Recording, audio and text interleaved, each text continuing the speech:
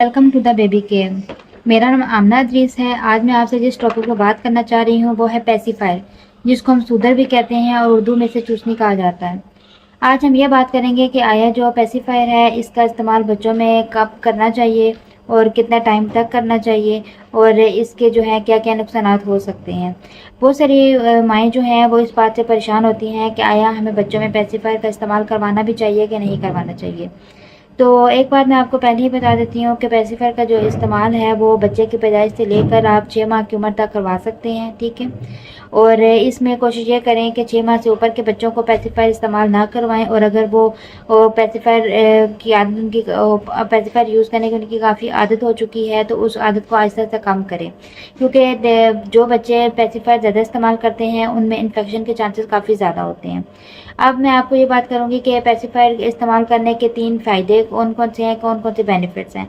सबसे पहला बेनिफिट ये है कि ये एज अ एनाल्जेसिक के तौर पे काम करती है, क्योंकि बहुत सारे बेबीज़ जो हैं जिनका सर्कमसिजन हुआ होता है या जिनके ब्लड सैंपल लिया जाता है और या कोई भी ऐसा पेनफुल प्रोसीजर परफॉर्म किया जाता है तो उनमें पेसिफायर जो है वो एज अ एनाल्जेसिक के तौर पे काम करती है और उनको सूथिंग इफेक्ट प्रोवाइड करती है। दूसरा मेन बेनिफिट इसका ये है कि जिन बच्चों में स्लीप साइकिल डिस्टर्ब होता है, स्लीप के इशू होता है, तो उनमें स्लीप इंड्यूस करवाने के लिए भी पेसिफायर जो है वो काफ़ी ज़्यादा हेल्प करती है। तीसरा पॉइंट ये है कि जो बच्चों में सडन इन्फेंट डेथ सिंड्रोम जो है वो हो जाता है और बच्चों की सडन डेथ हो जाती है तो उसको भी प्रिवेंट करने के लिए पेसिफायर जो बहुत अहम रोल अदा करती है।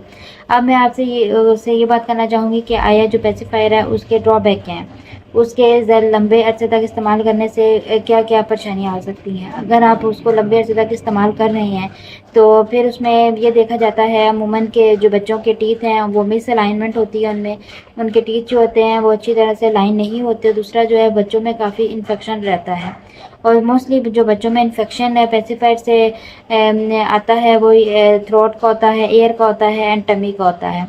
तो जो मेन सोर्स ऑफ इन्फेक्शन है वो पेसिफायर है, तो कोशिश करें कि आप अपने पेसिफायर जो है उसको कुछ टाइम के बाद चेंज कर लें और उसके साथ पेसिफायर के को अच्छी तरह से क्लीन करके और स्टरलाइज करके अपने बच्चों को इस्तेमाल करवाएं। उम्मीद करती हूँ कि आपको मेरी सारे पॉइंट्स क्लियर हो गए होंगे। अपना और अपने बच्चों का बहुत सारा ख्याल रखिएगा और मुझे अपनी दुआओं में याद रखिएगा। अल्लाह हाफिज़।